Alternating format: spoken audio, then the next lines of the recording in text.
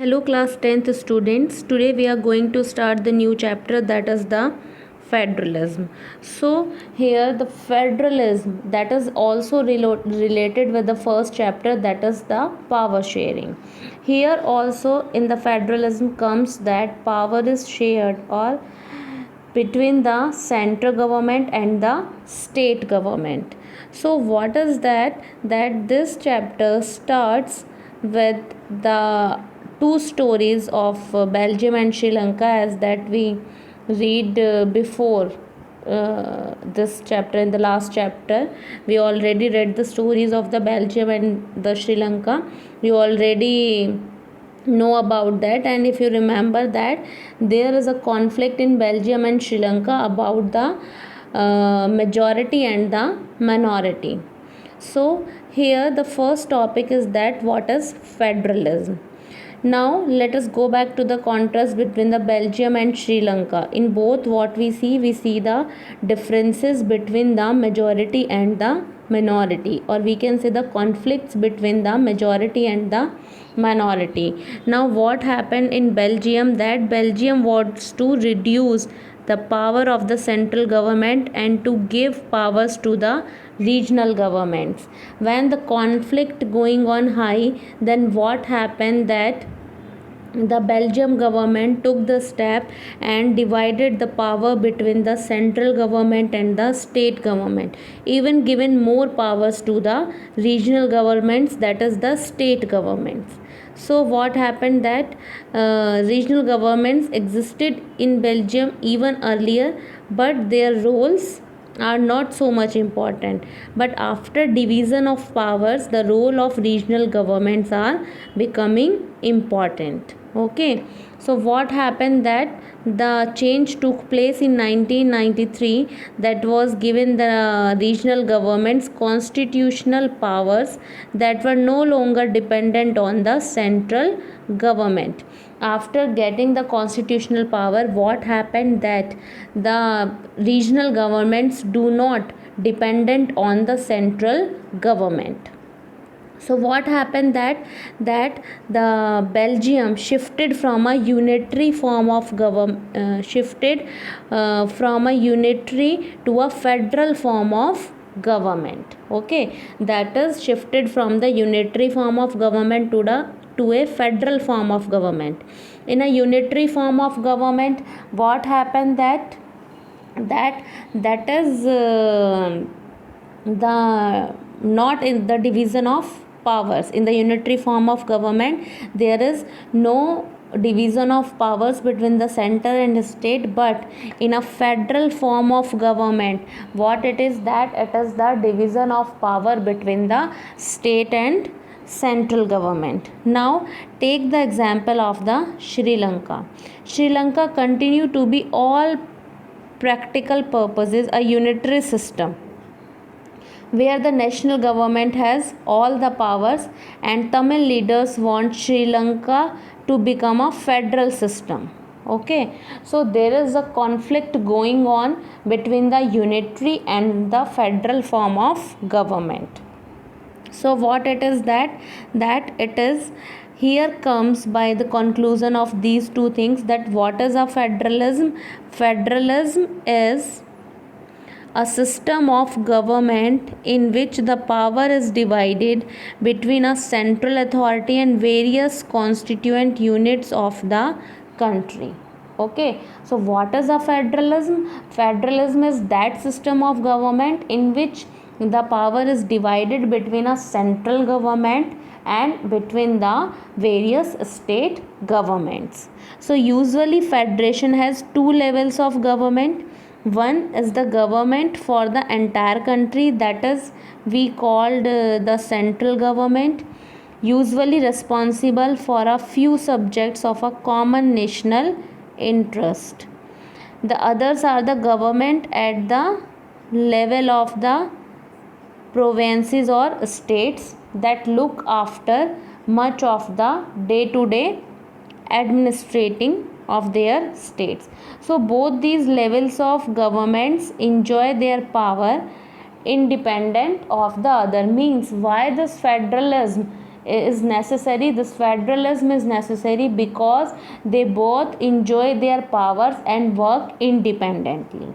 The central government and the state government both are enjoying their powers and work independently and work for the welfare of the citizens, because ultimately the central government and the state government both are governing what? The citizens of India.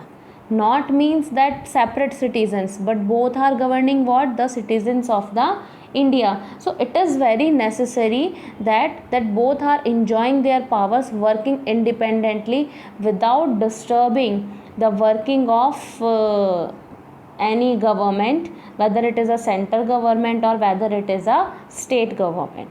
If suppose that you are two friends and you are working together, okay, for a same project, but if you are disturbing each other, then your work is not doing the perfectly. Okay, so disturbance is not a good thing when you are working together for a common thing. We can say for a common thing, because citizens are common for the central government and for the state government. So here what we learned, what is the federalism? Federalism is what about that division of powers between the central authority and the various constituent units, that is the state governments. Now here comes that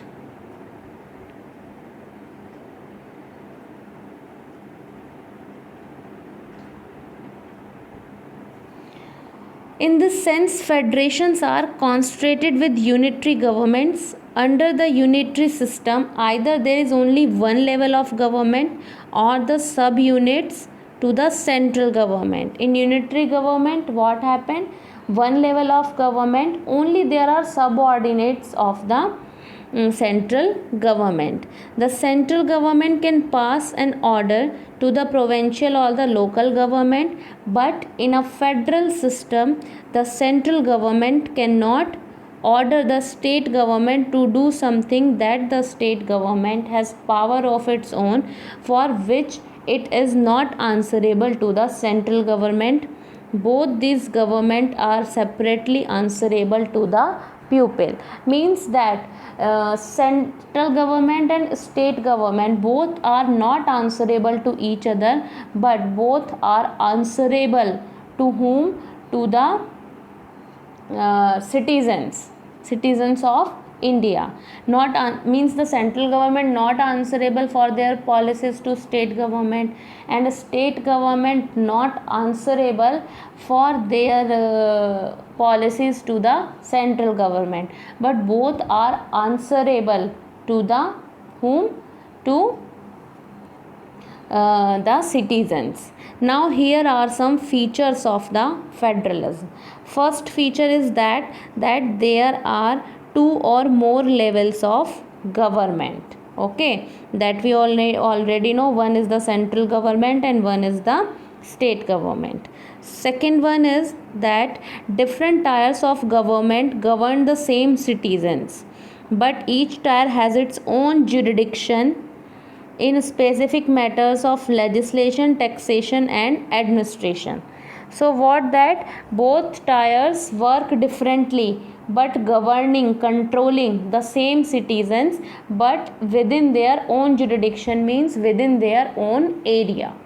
Okay, you are governing the pupil, central government governing the pupil but within their own area, and state government governing the pupil within their own area. Okay, such as matters of legislation, taxation and administration.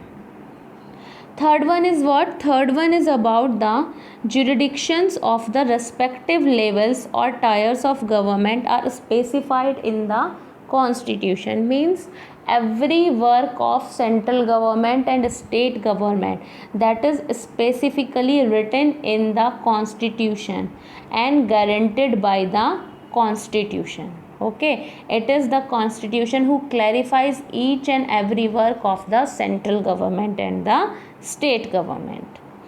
Fourth one is the fundamental provision of constitution cannot be unilaterally changed by one level of government. Such changes require the consent both the levels of the government.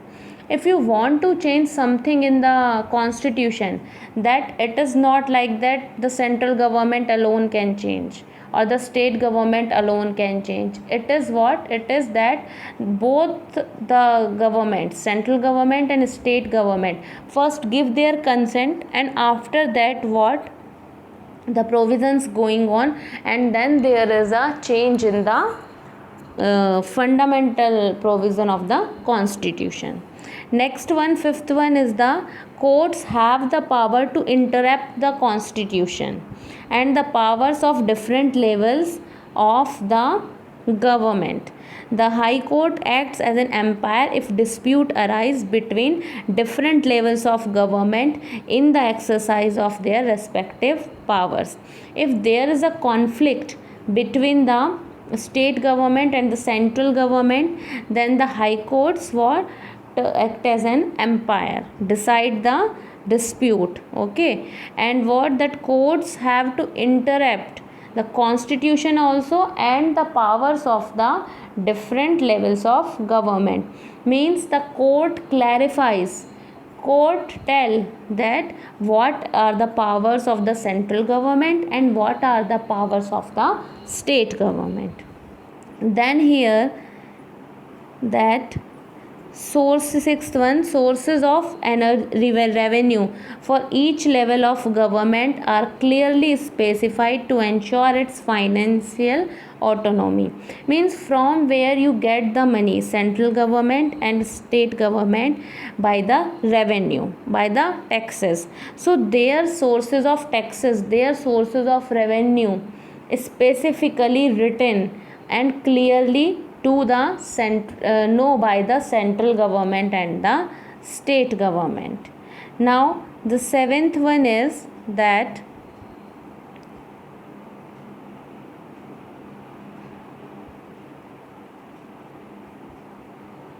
the federal system thus has dual objective to safeguard and promote the unity of the country. Means what, that federal system, federalism has an objective that to safeguard the citizens and to promote the unity of the country, while at the same time accommodate regional diversity. Accommodate means that to control the regional diversity. Therefore, two aspects are crucial for the institutions and practice of federalism. Government at different levels should agree to some rules of power sharing. They should also trust that each would abide by its part of the agreement.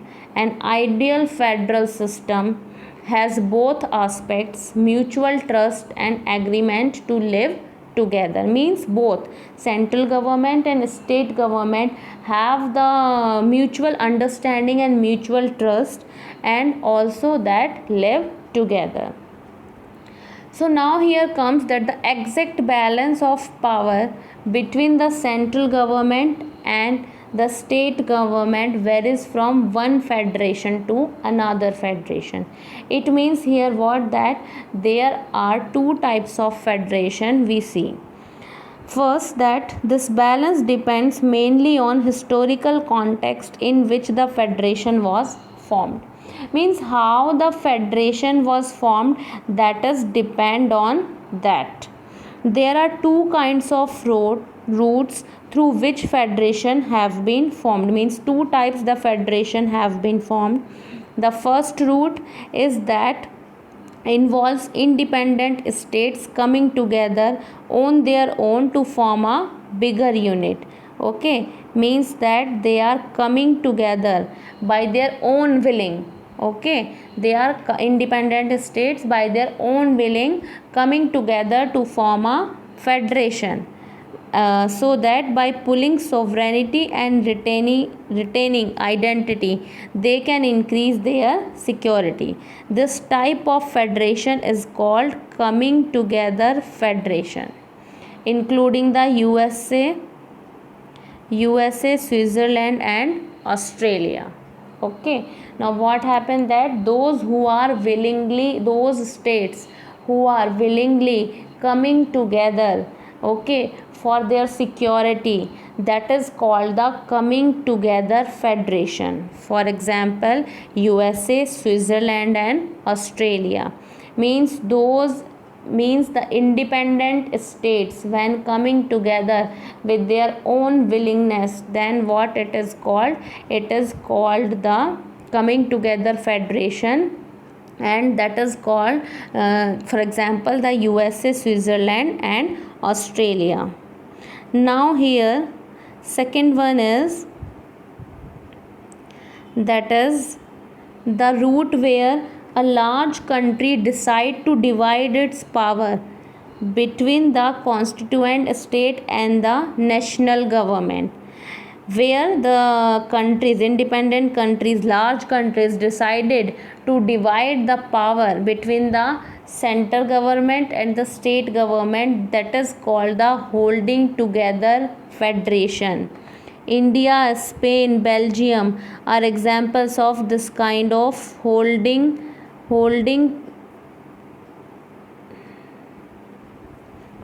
together federation. In this second category, the central government tends to be more powerful.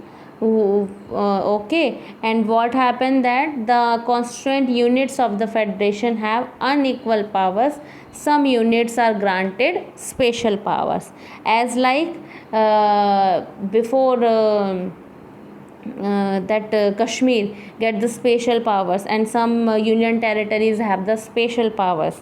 So like this, what happened that it is the holding together federation. So in India we have which type of federation? In India we have the holding together federation. Now coming to the next, that what makes India a federal country? What makes India a federal country?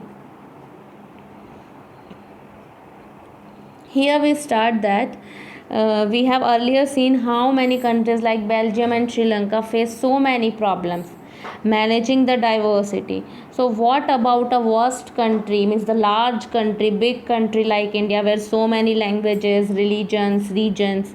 So what are such arrangements of power sharing done in the country so that there is a no conflict between the people? So let us begin with the constitution. India had emerged as an independent nation after a painful and bloody partition. We all know that after the partition we get the independent India, and after that we made the constitution. So soon after independence, there are various princely states, various kings. Then what the constitution declared as a union of states. What the constitution declared India as a union of states, although it did not use the word federation. Now the Indian Union is based on the principles of the federalism. Let us go back to the 7 features of federalism. Earlier we understand the 7 features of federalism. We can see that all these features apply to the provisions of the Indian Constitution. That first, that two-tier system, okay, the two-tier system of the government, okay, the union government, or what we can say the central government representing the Union of India, and the state governments, okay, and later third tier system, third type of also joined, that is the panchayat and the municipalities. In this chapter we studied that later on, that third part is also added in, that is called the decentralization. So in which added the panchayats and the municipalities. Okay, the constitution clearly provided a three-told distribution of legislative powers between the union government and the state governments. So here contains the 3 lists, as we already know about these lists, that union list, state list and the concurrent list. concurrent list. Okay, already we read about that what are in that first take the union list. Subjects those having the national importance. In union list, what are the subjects? Those subjects those are having the national importance, such as defense of the country, foreign affairs, banking, communication and currency. They are included in the list because we need a uniform policy on these matters throughout the country. Okay, and what that the union government alone can make the laws. Okay, because these are uniform matters, and only the union government, central government can make the laws regarding this. Second one comes here, the state list. So what contains the state list? That the subjects of state and local importance, such as police, trade, commerce, agriculture, irrigation.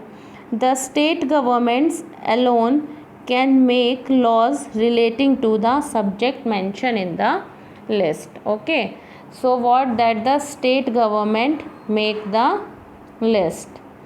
Now third one is the concurrent list, including subjects of common interest to both the union government as well as the state governments, such as education, forest, trade unions, marriage, adoption, succession. Both the union as well as the state governments can make laws on the subjects mentioned in this list. If their laws conflict with each other, the law made by the union government will prevail. Most important here.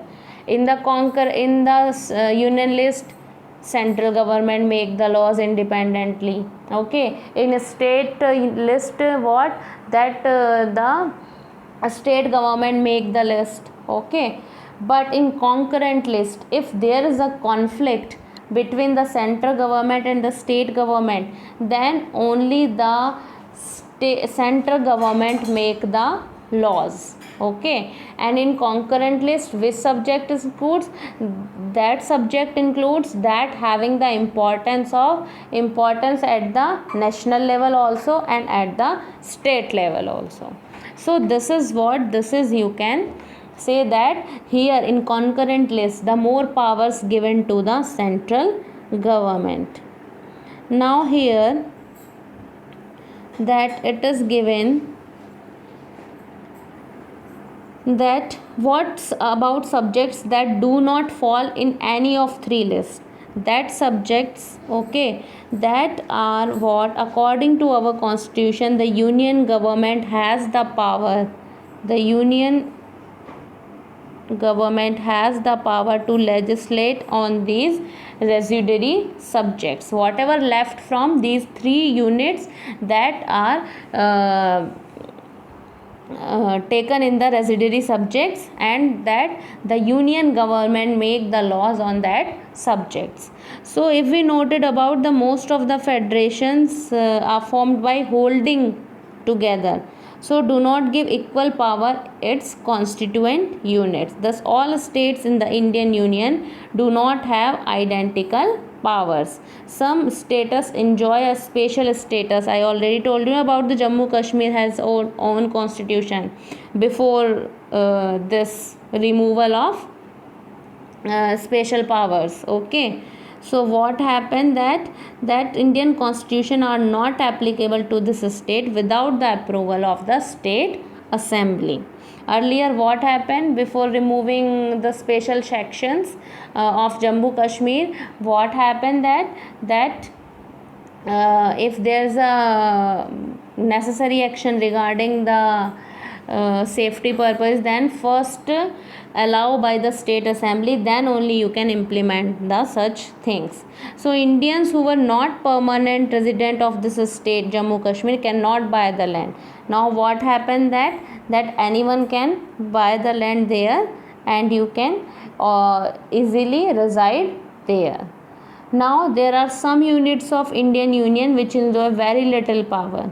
These are areas which are too small to become an independent state, but which could not be merged with any of the existing states. These areas like Chandigarh, Lakshadweep, or the capital city of Delhi. That is why they are called the union territories. Okay, these territories do not have the power of a state. The central government has given special powers to these areas. This sharing of power between the union government and the state government is basic to the structure of the constitution. This is the basic structure of the constitution, that is the division of powers between the center and the state.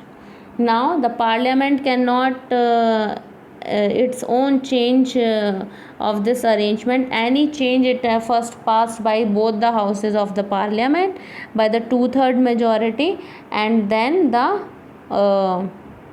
at least half of the total states. Okay, so if you want to change this arrangement, any arrangement in the federal system, then what? First that is passed by the both the houses of the parliament, and after that, that is of the 2/3 majority, passed by the parliament with the 2/3 majority and by at least half of the total states.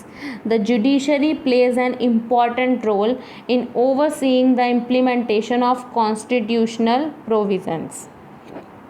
So here judiciary plays an important role by giving the constitutional provisions. And what happened that High Court, Supreme Court make the decisions regarding the dispute between the central government and the state government. So union and state governments had the power to raise resources by levying taxes in order to carry on the government and the responsibilities of assigned to each of them. Now here, that is how is federalism practiced. So tomorrow we discussed from here that how is federalism practiced.